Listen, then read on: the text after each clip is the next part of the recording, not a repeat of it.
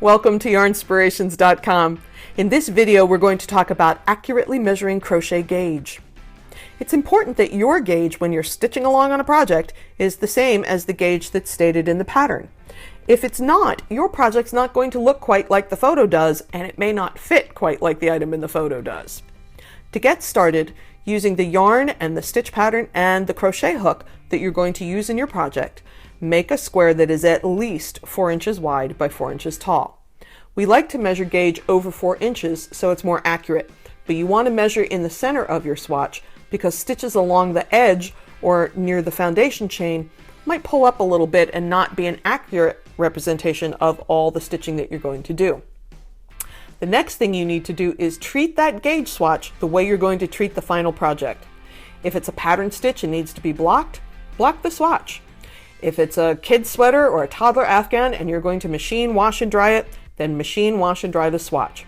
You want the most accurate numbers you can get.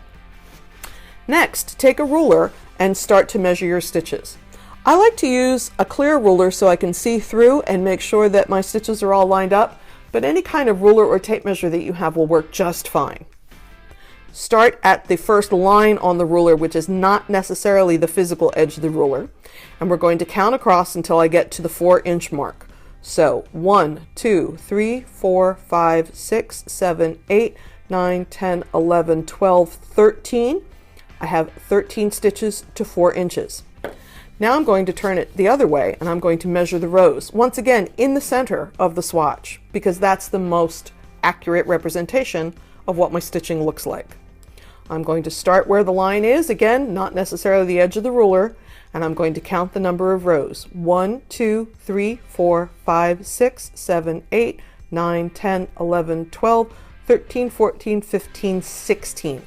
So I have 13 stitches and 16 rows over 4 inches. If you're just stitching a basic stitch, more than likely the number of stitches and number of the rows is not going to be the same. If you have a pattern stitch, of course, that could be different.